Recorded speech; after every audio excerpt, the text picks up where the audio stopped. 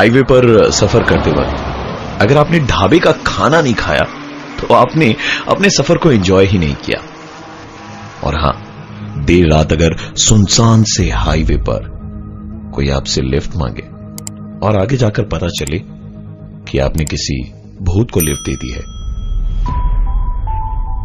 ऐसी घटनाओं के बारे में आपने बहुत सुना होगा। रॉकी और लकी चंडीगढ़ से निकले थे और अपनी गाड़ी में उन्होंने सफर करते करते करीबन 400 किलोमीटर की दूरी तय कर ली थी। बाहर कड़ाके की सर्दी पड़ रही थी और पेट में चूहे दौड़ रहे थे।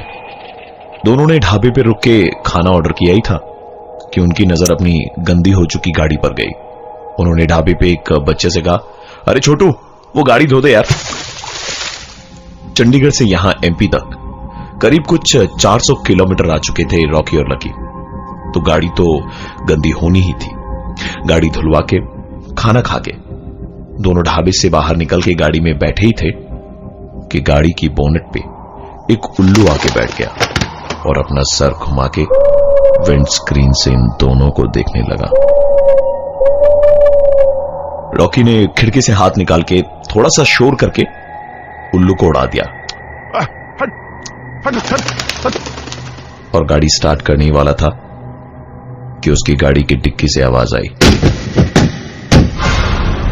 गाड़ी से उतर के रॉकी ने डिक्की चेक की। डिक्की खाली पड़ी थी, इसलिए उसने इस बात के बारे में ज्यादा सोचा नहीं और गाड़ी स्टार्ट करके चल पड़े। गाड़ी चला के ढाबे से करीबन 800 मीटर ही आगे बढ़े होंगे कि रॉकी के कंधे पे हाथ रख के कोई पीछे से बोला, जरा गाड़ी लेफ्ट में रुकना। लकी चिल्लाया, अबे गाड़ी क्यों रोकी? इतनी तेज ब्रेक कोई लगाता है क्या? रॉकी ने जो कहा, ऐसा कुछ सुनने की उम्मीद लकी को नहीं थी। उसने कहा, भाई, किसी ने पीछे से मेरे कंधे पे हाथ रख के गाड़ी साइड में लगाने को कहा। लकी ये सुनकर और भड़क गया। हाँ, पीछे भूत बैठा है, चल हट, मैं चलाता हूं गाड़ी, रात की उतरी नहीं है तेरी अभी तक। लकी ने सीट बदल के गाड़ी ड्राइव करना शुरू किया। बाहर पड़ रही सर्दी वो अपनी गाड़ी में भी महसूस कर पा रहे थे और लकी ने गाड़ी का ब्लोअर ऑन कर दिया। अभी कुछ ही दूर गए होंगे कि इस बार लकी ने ब्रेक मारी। इस बार रॉकी चिल्लाया, अबे तुझे क्या हुआ? हाँ? लकी ने कहा, यार, किसी ने मुझे भी पीछे से कहा जरा ब्लोअर मिडिल में करना। सुनसान सड़क, घनघोर कोहरा और अगल बगल के जंगल से आती आवाजें उनकी इस सिचुएशन को और भी डरावना बना रही थी। दोनों बात कर ही रहे थे कि गाड़ी की छत पे जोर से कुछ गिरने की आवाज आई। दोनों एक दूसरे का मुंह देखने लगे कि अब क्या नई मुसीबत आने वाली है। फिर भी हिम्मत करके जब दोनों उतरे तो उनके सर के ठीक ऊपर बहुत करीब से एक उल्लू उड़ता हुआ गया और पास के पेड़ की एक शाख पे जाकर बैठ गया। देख के लग रहा था मानो वो उन्हीं को देखकर आवाज कर रहा हो।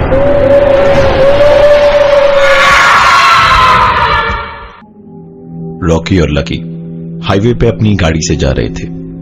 गाड़ी की छत पे कुछ जोर से गिरने की आवाज सुन के दोनों बाहर गए ही थे कि एक उल्लू उनके सर के ठीक ऊपर से उड़ता हुआ निकला और पेड़ पे बैठकर आवाजें करने लगा। उस उल्लू से ध्यान हटा के जब गाड़ी की छत पे देखा तो वहां गिरा हुआ तो कुछ नहीं था, पर गाड़ी की छत पे एक डेंट जरूर था। दोनों की समझ में नहीं आया कि ये हुआ क्या था, लेकिन बिना ज्यादा दिमाग लगाए वो वापस अपनी गाड़ी के अंदर जाकर बैठे ही थे कि इस बार आवाज पीछे से आई। दोनों ने हिम्मत कर दोबारा गाड़ी से निकल के देखा तो ठीक पहली बार की तरह ही गाड़ी के पीछे वाले हिस्से में भी एक टेंट था, लेकिन वहां गिरा हुआ कुछ भी नहीं था। वो इधर उधर देख ही रहे थे कि गाड़ी के सामने की तरफ से इस बार एक जोरदार आवाज आई। रॉकी और लकी दौड़ के आगे गए तो देखा एक टेंट गाड़ी के आगे भी था और इस बार भी आसपास कोई नहीं था। वो ये सोच ही रहे थे कि ये सब क्या हो रहा है कि तभी गाड़ी की छत पर आकर वो उल्लू बैठ गया। दोनों की समझ में नहीं आ रहा था कि आखिरकार ये सब हो क्या रहा है। उन्होंने तुरंत गाड़ी में से अपने बैग और पानी की बोतल निकाली और अंदर जंगल में भागे। करीबन 200 मीटर ही गए थे कि उनकी सांसें फूलने लगी। रुक के हांफते हुए पानी पीने को बोतल उठा के मुंह ऊपर किया ही था कि देखा ऊपर की डाल पे वही उल्लू बैठा हुआ था। इस बार बिना पानी पिए अपनी गाड़ी को दूर में छोड़ वो दोनों जंगल की ओर अंदर भागे। थोड़ी दूरी पर उन्हें एक बल्ब जलता हुआ दिखाई दिया। उस रोशनी की ओर जब वो आगे बढ़े तो देखा कि इस घने जंगल में वहां एक छोटा सा मकान था। रॉकी और लकी को यह चीज अजीब लगनी चाहिए थी, लेकिन वो इतने डरे हुए थे कि यह रोशनी भी उन्हें बहुत कंफर्टेबल फील करा रही थी। घर के सामने पहुंचे तो देखा कि उसके मेन गेट पर ताला लगा है, लेकिन बरामदे की लाइट जल रही थी। इसलिए उन्होंने सोचा कि क्यों न रात यहीं सीढ़ियों पर बिता ली जाए और सुबह जब थोड़ी रोशनी बढ़ेगी तब देखा जाएगा। चारों तरफ घना जंगल, जंगल में रात का सन्नाटा, हल्की सी धुंध और कीड़े मकोड़ों की आवाजें और कड़क सी ठंड। दोनों उस बालकनी की टीन की छत के नीचे बैठे थे और बिल्कुल चुपचाप थे। कोई कुछ नहीं बोल रहा था। दोनों के दिमाग में सिर्फ एक ही सवाल था कि ये सब हो क्या रहा है उनके साथ। दोनों अपनी एक अलग उधेड़बुन में सोच ही रहे थे कि उस टिन की छत पर से एक जोरदार आवाज आई। दोनों ने एक दूसरे को देखा और तुरंत खड़े होकर थोड़ा आगे गए और घूमकर उन्होंने छत की तरफ देखा तो उस छत पर बैठा वही उल्लू उन्हें घूर रहा था और आवाजें कर रहा था।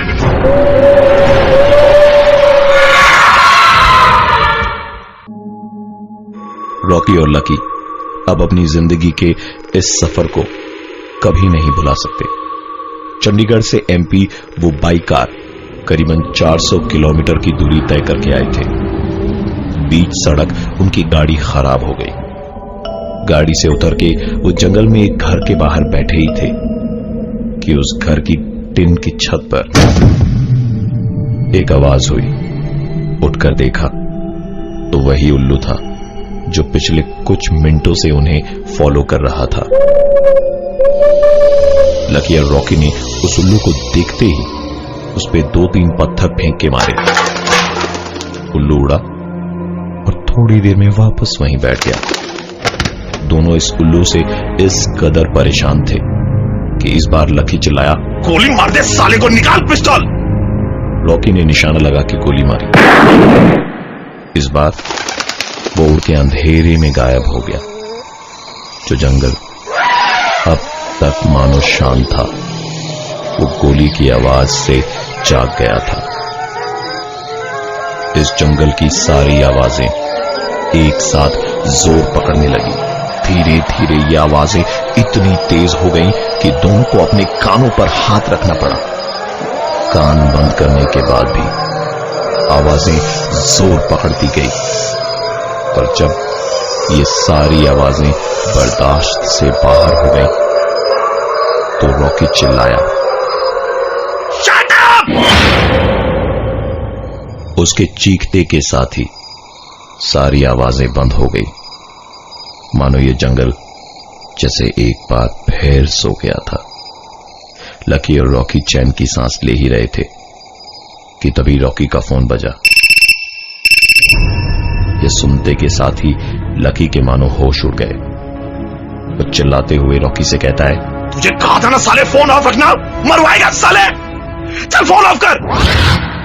रॉकी ने तुरंत अपना फोन स्विच ऑफ किया और ठीक तभी वो आवाज जो उन्हें परेशान किए जा रही थी, उसने उन्हें दोबारा परेशान किया। रॉकी ने कहा कि यहां जानवरों की तरह मरने से तो अच्छा है कि अपनी गाड़ी में ही जाके मरते हैं। और इसी के साथ दोनों वहां से अपनी गाड़ी की ओर चल दिए। रात का अंधेरा और जंगल से आती आवाजों के बीच कड़ाके की सर्दी किसी भी इंसान को अंदर तक सहमा देने के लिए काफी है।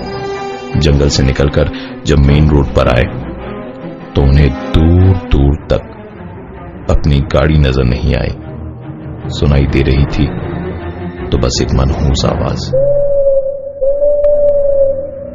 जब अपनी गाड़ी उन्हें अगल बगल दिखी ही नहीं तो उन्होंने सोचा कि इस जंगल से तो अच्छा है कि हम वापस उस ढाबे पर चले तो यहां से बस 1 किलोमीटर की दूरी पर होगा। ढाबे पर पहुंचे तो उनकी गाड़ी वहीं खड़ी थी और साथ पुलिस की जीप भी। पुलिस को देखते के साथ ही दोनों पलट कर जाने लगे कि होटल के उस बच्चे ने आवाज लगाई जिसने थोड़ी देर पहले उनकी गाड़ी धोकर साफ की थी। ओ साहब, अरे पुलिस वाले आपसे बात करना चाहते हैं। डरे डरे से लकी और रॉकी जब पुलिस के पास गए तो पुलिस ने पूछा, गाड़ी आपकी है क्या? रॉकी और लकी ने अपनी नस हिलाते हुए कहा, जी हां सर। सुनकर पुलिस ने कहा, तो वैसे मेन रोड पे गाड़ी छोड़कर कहां चले गए थे? रॉकी ने तुरंत जवाब दिया, वो क्या है ना सर कि हम जंगल में बाथरूम करने घुसे और जब वापस आए तो देखा गाड़ी वहां थी ही नहीं। पुलिस ने उनके पेपर्स, ड्राइविंग लाइसेंस सब चेक किए और कहा, अब आप यहां से जा सकते हो। रॉकी और लकी चंडीगढ़ से करीबन 400 किलोमीटर दूर एमपी के एक रिमोट एरिया में थे। गाड़ी के खराब होने और गाड़ी में हो रही अजीब घटनाओं के बाद गाड़ी छोड़कर थोड़ा जंगल के अंदर गए और जब वापस आए तो रात के अंधेरे में जब उन्हें उनकी गाड़ी नहीं मिली तो उन्होंने उस ढाबे तक चल के जाने की सोची जहां उन्होंने थोड़ी देर पहले अपना रात का खाना खाया था। वहां पहुंचने पर उनकी गाड़ी मिली जो पुलिस ने लावारिस समझकर जब्त कर ली थी। पुलिस ने उनके पेपर्स देखे और फिर गाड़ी हैंडओवर कर दी। गाड़ी में घुसने से पहले उन्होंने गाड़ी की छत, सामने का पोर्शन, फिर पीछे वाला हिस्सा देखा और गाड़ी की डिक्की, सब कुछ चेक करा। दोनों इस सोच में डूब गए कि यार गाड़ी में तो जगह जगह पर डेंट थे पर अभी तो सब कुछ नया जैसा ही लग रहा है। खैर, पुलिस वहां बैठी थी इसलिए दोनों ने ज्यादा टाइम नहीं बिताया और तुरंत गाड़ी के अंदर बैठे। गाड़ी स्टार्ट करने ही वाले थे कि गाड़ी की बोनट पर वही उल्लू आकर बैठा और ऐसा लग रहा था जैसे वो शीशे के उस पार सिर्फ इन्हें ही देख रहा हो। रॉकी ने उसे भगाने के लिए गाड़ी के वाइपर्स चला दिए पर फिर भी वो वहीं बैठा रहा। इसके बाद रॉकी ने बाहर निकलकर अपने हाथों के इशारों से और चिल्लाकर उस उल्लू को वहां से उड़ाया और गाड़ी स्टार्ट करके चल दिए। दोनों के चेहरों पर एक अजीब सी मुस्कान थी जिसमें न जाने उन्होंने कैसे राज छिपाए हुए थे। अभी थोड़ी दूर ही गए थे कि उनकी गाड़ी खराब हो गई। लाख कोशिशों के बाद भी गाड़ी शुरू नहीं हो रही थी। रॉकी जब गाड़ी से उतरा तो एक अजीब सी फीलिंग उसे होने लगी क्योंकि ये एग्जैक्टली वही जगह थी जहां उनकी कार थोड़ी देर पहले खराब हुई थी। नीचे उतरने के लिए रॉकी ने जैसे ही गाड़ी का दरवाजा खोला था कि ठीक तभी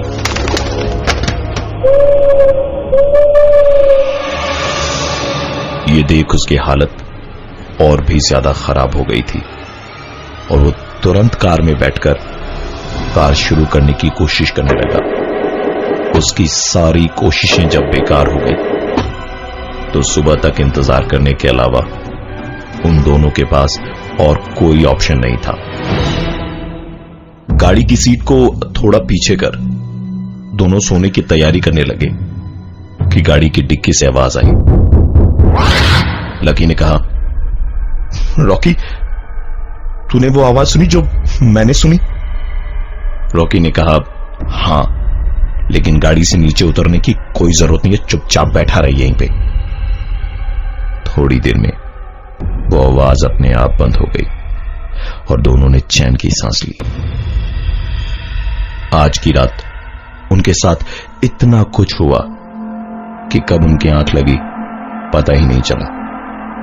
आंख लगने के करीबन 2-5 मिनट के बाद ही किसी ने उनके शीशे पर दस्तक दी। रॉकी और लकी दोनों की आंख खुली, पर दरवाजा उन दोनों में से किसी ने नहीं खोला। जब शीशे की दस्तक बंद हुई तो शुरू हुई गाड़ी के ऊपर, सामने और पीछे की तरफ एक आवाज। हड़बड़ाकर जब वो गाड़ी से नीचे उतरे तो देखा पुलिस के लोग डंडे से उनकी गाड़ी पर बुरी तरीके से मार रहे थे। दरअसल रॉकी और लकी चंडीगढ़ से एमपी भागकर इसलिए आए थे क्योंकि नशे में उनसे हाथापाई के दौरान अपने दोस्त की हत्या हो गई थी। उनका ये दोस्त छत से गिर के मरा था। पुलिस को वायरलेस पर थोड़ी देर पहले जानकारी मिली कि इन दो अपराधियों के फोन की लास्ट लोकेशन उनके आस-पास के इलाके से मिली और तुरंत एक्शन में आकर पुलिस ने उन दोनों को गिरफ्तार कर लिया। रॉकी और लकी पुलिस की गाड़ी में थे और जब नजर अपनी गाड़ी की छत पर गई तो वही उल्लू